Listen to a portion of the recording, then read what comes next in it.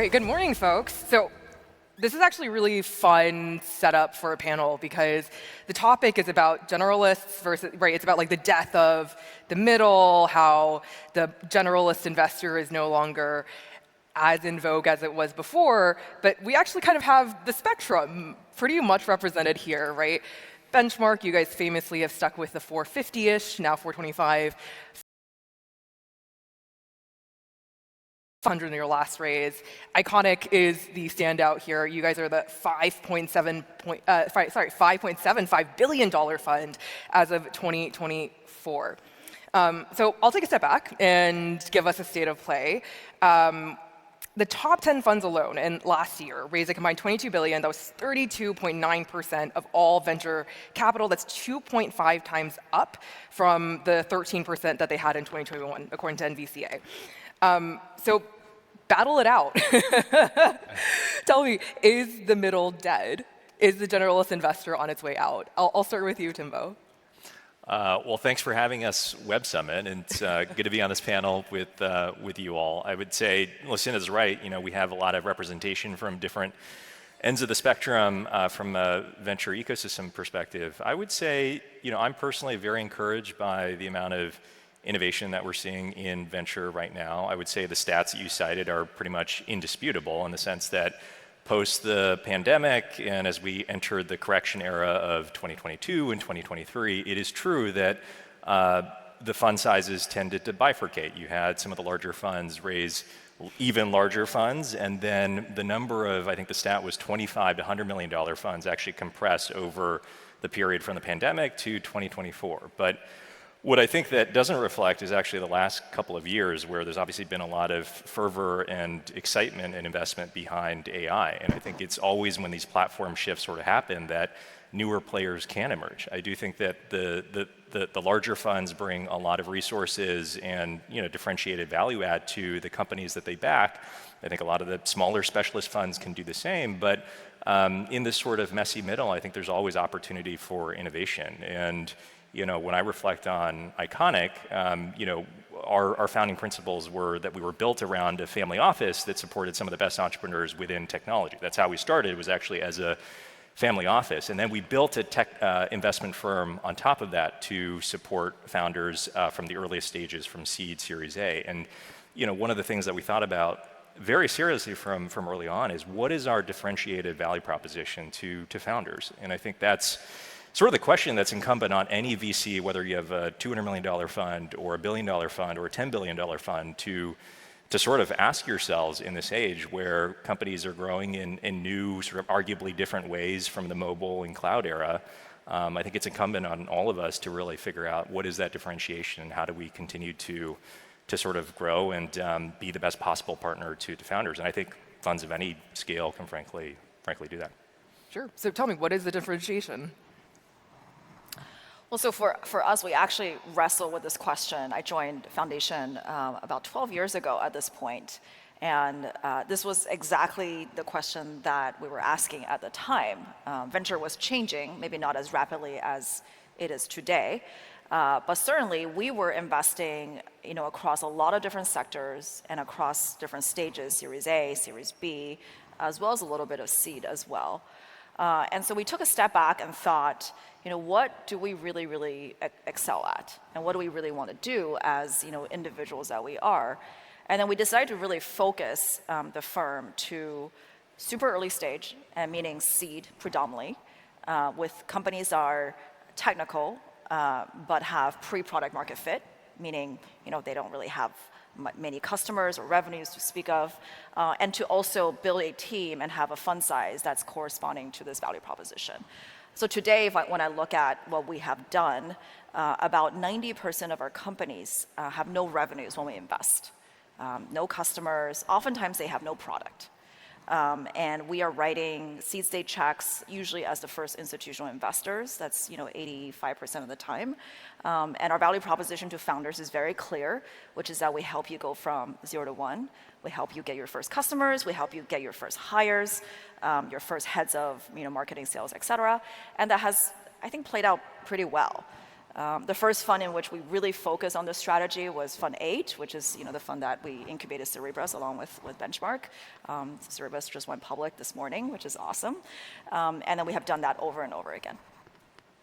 Yeah, I think the era of AI and the era of LLMs, I think, have actually pushed the two bookends of the spectrum even further apart. And I think it's even harder today than it was, call it 5 or 6 years ago, to do both well. And what I mean by both is either being a platform that primarily focuses on growth investing, or being a specialist investor that focuses on either investing in a particular sector or a particular stage, typically early stage. And the reason I say that, if you look at the Anthropic, even if you looked at the just the Anthropic $380 billion valuation round, the last round that they announced of funding, and you assume that Anthropic at some point in the next 4 years will IPO at a $1.5 trillion valuation. You could say obviously they're not there yet, but there's rumors that they're going to raise it near that valuation now. So I think it's like a fair line to draw. The amount that the investors in the $380 billion round would make as a whole is 35 times higher than the investors in the Snowflake pre-IPO round. And the Snowflake pre-IPO round was like a gold standard large growth round that everyone was very proud of investing in and everyone's LPs were very happy doing. And the Anthropic single round at $380 billion will produce, an order of magnitude and then some more returns for its investors. And when you think about the sort of capital intensive rounds that folks like the LLM providers are raising, that was a $30 billion round. That's a mega IPO just in one round. Obviously OpenAI raised an even larger round before that. You can only really do that, and you're only set up to do that if you're a large platform that has a ton of capital to deploy. And at the same time, I think if you are one of those large platforms putting $1 billion into an Anthropic, it is really hard to get up in the morning and convince yourself that you care about a $10 million seed check. And I find that firms like to either lie to themselves or their LPs and say, no, we do still really care about doing seed and Series A. But I think beyond the brand and the history of Benchmark, our differentiator today that I think is as strong as ever is that we can go to an entrepreneur and say, we genuinely care about you, your company, and we will deeply be involved with you and care deeply about what you're doing, even if we're only investing $5 to $10 million. Which I don't think that if you're at a large platform, you can say with a straight face, because if 90% of your P&L is coming from Anthropic, you're just not going to care about the small company. Yeah. Well, I think, how do you feel about, because I've heard this argument before too from both sides, right? And from the large funds that have multi-billions, and then they create kind of subcategories within those funds. The organization becomes much larger, right? They say, okay, we do have time for you, seed stage investor, because the growth investors, the Anthropic investor, he's over there. We have 5 seed stage investors here. They've definitely got time for you, right? Do you think that's a fair argument for that kind of a structure? I think that people, entrepreneurs and founders, the best ones, want to work with the principals of the firm that they're working with. They want to work with the people that matter most to the firm and the investment firm that they're working with typically. And I think it's very hard when you have a seed room and a growth room, and in the CEO of whatever firm that is, they're going to go to the growth room and talk about making billions of dollars in a very short amount of time, and then in the seed room, it's like, well, if this goes really well, maybe we can make $1 billion in 15 years. Again, I think it's just very hard mentally to keep both in your mind at the same time. I don't think that's a bad thing whatsoever. I think it's just a natural human instinct of focus on the thing that you're best at and where the greatest returns in dollars will come given your setup. I definitely, a little biased, but definitely agree with that. For us, every single general partner is very much incentivized to make sure that each company that doesn't have any revenues and doesn't have any customers is going to be successful, right? Like, our jobs are on the line for this to happen. I think at multi-stage firms, that may not be the case because you can make capital in other ways.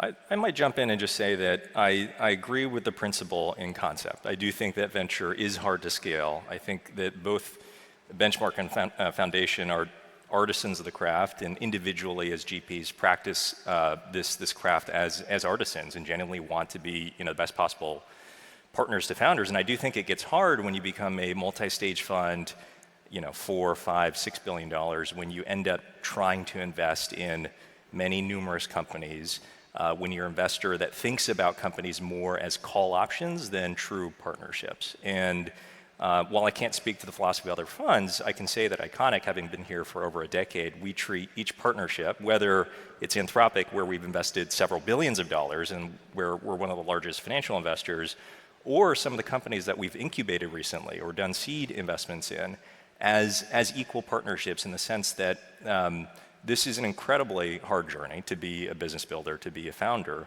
And some of our best investments have been ones where we've been alongside these founders from close to day one. We were one of the earliest investors in Figma, where we invested less than $2 million, and we're along for that journey with Dylan and team. And there are other examples of that. And over the last 5 years, we've invested in, probably 50% of our checks have been in companies sub 10 million of revenue. So we've seen success at the greater end of the scale when companies have already seen meaningful revenue traction, and also at the smaller end of the scale. And the way we approach it is we're not trying to make 100 bets, build 100 partnerships in any given fund. Despite the fact that we can write multi-billion-dollar checks, we're trying to take a very concentrated approach, partnering with a select group of a few dozen companies per fund. And that enables each partner to allocate the time, the resources that are warranted in any given situation.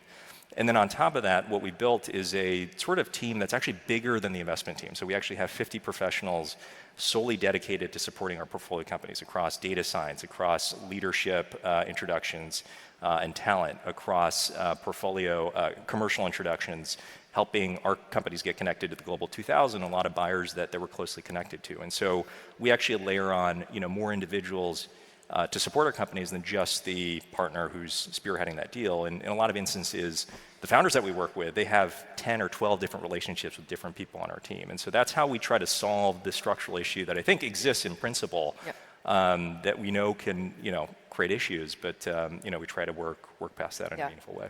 It's part of the thinking there too, right? Because I think seed stage in general, it sounds like you're taking a concentrated approach to it, but some funds are taking kind of seed stage generally, you're writing more checks per fund than you are at the later stage. That kind of gets into a conflict of interest issue that you typically wouldn't be as severe in the growth stage funds. Is that part of the thinking as well? I would say we've written as many sort of seed, Series A, and early Series B investments as we've written in some of these later round Series D, Series EF. So again, I would say there's, I think in general we try to be conscious around time management and how many board seats every partner has.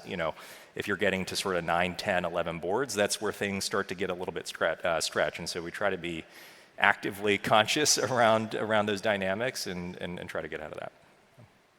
Maybe a controversial question, but do you think there are not enough investors out there right now in the venture capital space? I think there are probably anywhere from 5 to 10 times too many investors in the venture capital space at any given point. I think that generally the best ideas are found relatively quickly, and they find great partners, and they're funded throughout their life cycle pretty well at this point. I do think that it's the case that there's a ton of white space, as Tengbo already said, around innovation that investors could be doing, that there's not nearly enough done. And so I think if I was a growth stage founder, I have no idea why I would not go with a firm like ICONIQ that has built an incredible platform, has all these resources for me as a growth stage founder. As an early stage founder, I don't know why I wouldn't want to go with a firm like Benchmark with all of its history, or Foundation, or a Ribbit if I was a fintech investor. There are firms that have clearly built resources and assets that act as differentiators for their firms and allow them to continuously win great investments and partner with great entrepreneurs over the years. But I think if you threw up on the screen every single venture growth firm that exists, and you ask, okay, which one of these have actually built any form of true differentiation when founders are looking for capital, I think it'd be hard to point to more than 20% of them and say that they have built that out. Yeah. With more competition, you have to have specialization, right? I mean, this is the reason why I think for us, we really double down on the stage and also in the technology trends of AI and crypto, because you can't do everything well. You had to do a few things really well. And that's true, especially when the market is inundated with options. I think there was a chart that got posted this morning. I've seen iterations of it in other circumstances that showed the top theme in venture of every year, and then the most valuable company that was created in that year. And it's disjointed every single time in the sense that in a certain year, the company, the top theme might have been Web3, and then the company had nothing to do with Web3, that the ultimately most valuable company created in that year. And I think that is indicative of sometimes often what happens in venture, which is that the capital tends to flow to areas that are seen as ultimately going to be valuable, as certainly being hyped up in the moment. And there's often arguably misallocation of capital away from areas that ultimately end up being enduring and super valuable from a societal perspective, from a economic perspective. I think we're seeing this in areas like perhaps next-gen manufacturing, for instance, which is an area that up until recently, there hasn't been much investment in. And now there's companies that are cropping up using automation and software to revitalize the industrial base and these sorts of things that I think are vital from all these perspectives beyond just what's going to be lucrative from a venture investment perspective. So I'm hoping that, I think over time, over the arc of history, that capital ends up getting allocated in the right directions, but often in the moment, there's these sort of distortions. And I think that creates opportunities for venture investors to find those pockets of underinvestment. I mean, we mentioned Cerebras earlier. Chips were not hot in 2016 and 2015 when Benchmark and Foundation made that investment. And I think oftentimes those contrarian bets are often, that's sort of the job of venture, is to be contrarian and see into the future a little bit. And these firms and us in many instances, hopefully we can build on our history to do that more. Yeah, so I think this is you guys beat me to it already by talking about Cerebras, because I do want to talk about that for a second, because the underlying theme of all of this, right, I think you're getting bigger and bigger funds, but the bigger and bigger funds are coming because you have, in theory, bigger and bigger outcomes. But the bigger and bigger outcomes do not quite yet have full exits. We don't have the liquidity yet from the Anthropics, the SpaceXs. We just had one in Cerebras, and it's been a huge outcome. They're up originally, I guess by the numbers, last private round valuation, 23 billion. A few months later, IPO price was supposed to be slated around 54, I believe, earlier this morning. And first trading, it's now supposed to be over 100 billion. So for Foundation and Benchmark, who were early investors, this has been going from kind of a couple $100 million for Benchmark and tens of millions for Foundation, is now 6-7 billion in returns. I'm kind of curious, right? Is this going to be, does this Cerebras IPO mean that we're about to have far more companies IPOing in the AI space on an accelerated basis? And I'll ask you, I'm going to make you answer first, because you're the unbiased one in this particular question.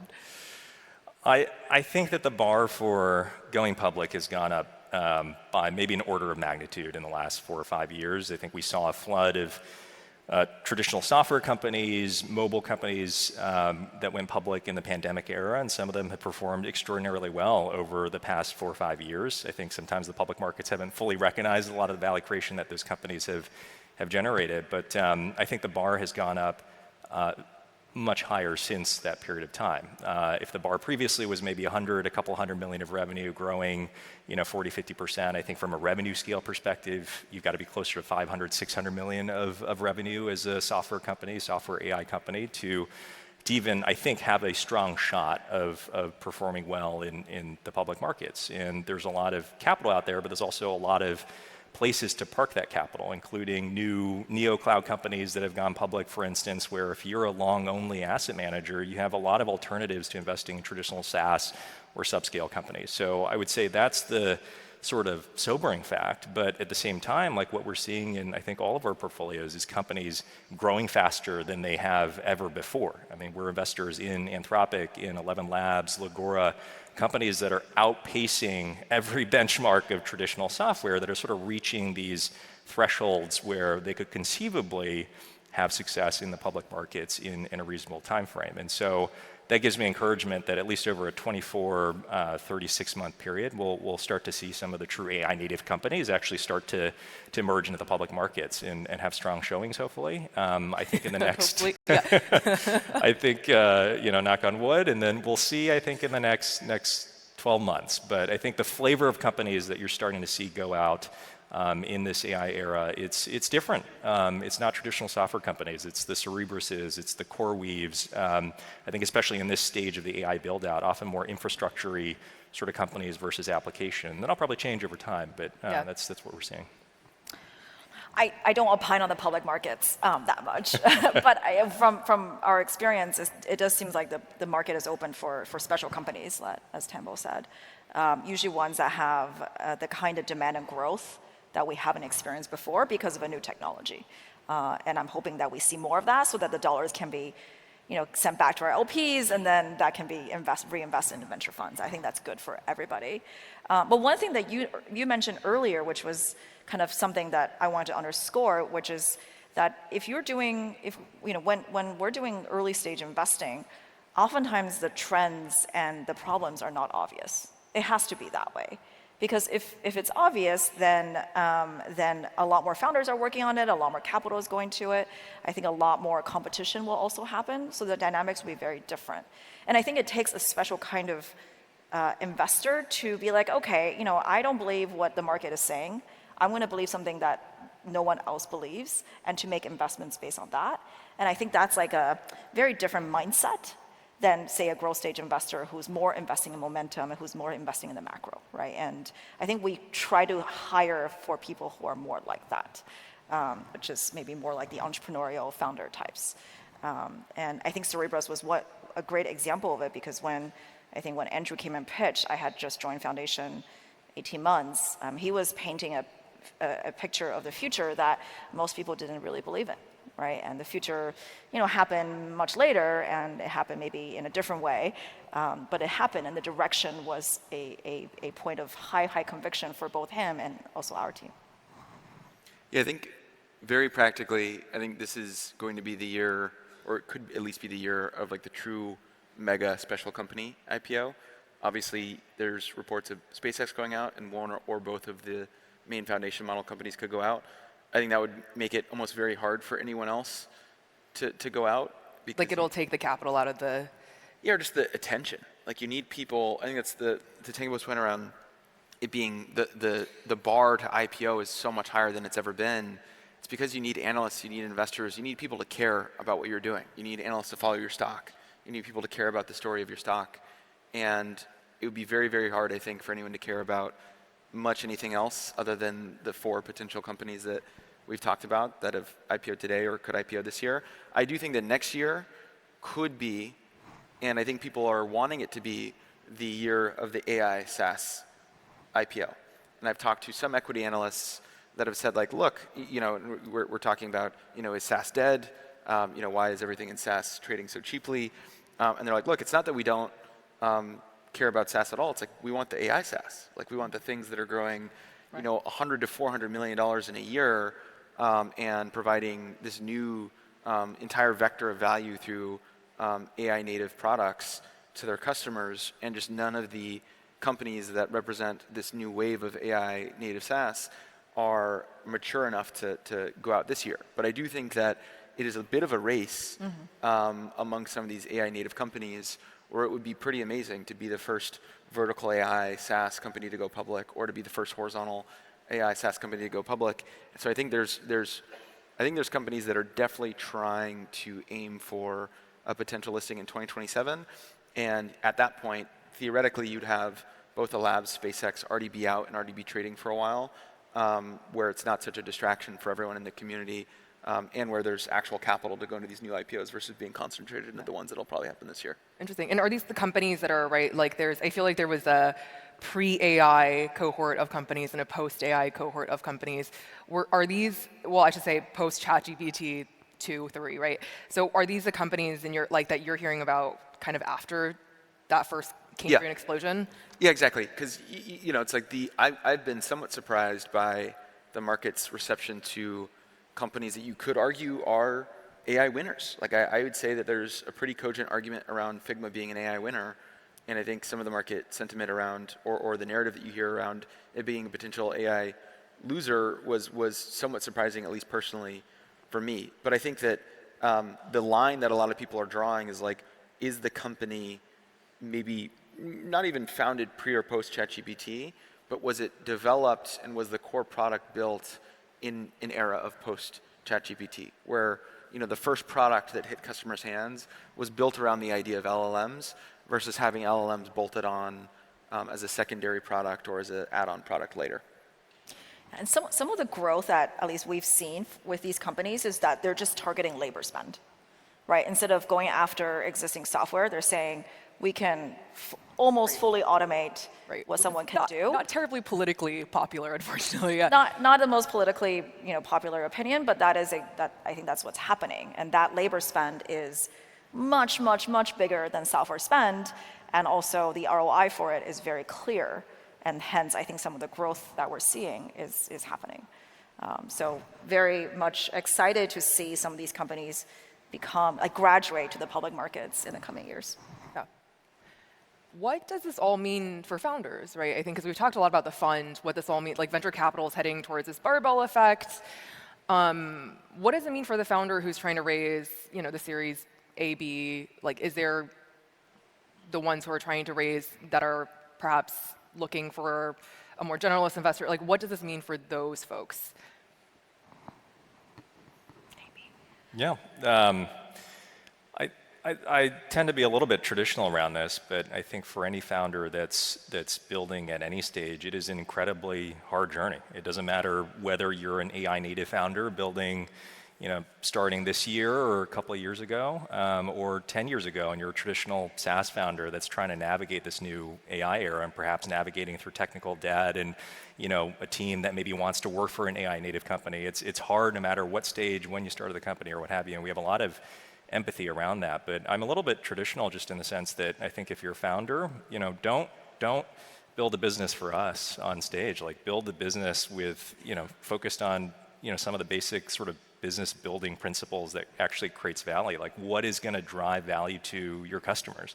What is the best way to navigate and win and outcompete in a particular market? And I think if you can sort of nail those basic building blocks, there is venture capital out there, and it might be from a more specialist fund, it might be from a larger fund or what have you. But there's a lot of great capital out there of all flavors. But I think it really has to start with the basic principles of just building a durable, valuable, company and product that customers love. To me, it's that fundamental. It is. It's hard to think that it's not the best time to be a founder or entrepreneur in the last quarter century. And I'm going to butcher the quote or not remember it specifically, but there's an F1 quote around, you can't pass 10 cars in the sun, but you can pass 10 cars in the rain. And I think the paradigm shift that we're seeing with LLMs and how uncertain everything is, no one knows what the models are going to be able to do in 6 months, no one knows what they're going to be able to do in 2 years. That uncertainty is inherently great for entrepreneurs, scrappy, small teams that can move at the pace of an entrepreneur that is unburdened by a large team or bureaucracy or anything else like that. That is going to be the people that are able to overtake incumbents and create a ton of value because it's raining out. It's not, we're not in the sun. Yeah, and I think this is also true for individuals, right? Right now there's a lot of anxiety around, hey, am I going to keep my job, right? This is for, I see this in Silicon Valley, I see it maybe a little bit less so in other geos, but that sentiment is there. And on the flip side, I do think it's an opportunity because for every single young person, there is an assistant that can teach you whatever you want, that can create all sorts of stuff for you in a very, very short period of time. In some ways, the sky is your limit. Like, I wish I was 21 graduating from college today. We have peptides for that now. That's a different discussion. Okay, awesome. Thank you so much for joining us today. We're out of time. Thank you for coming. Thank you. All right.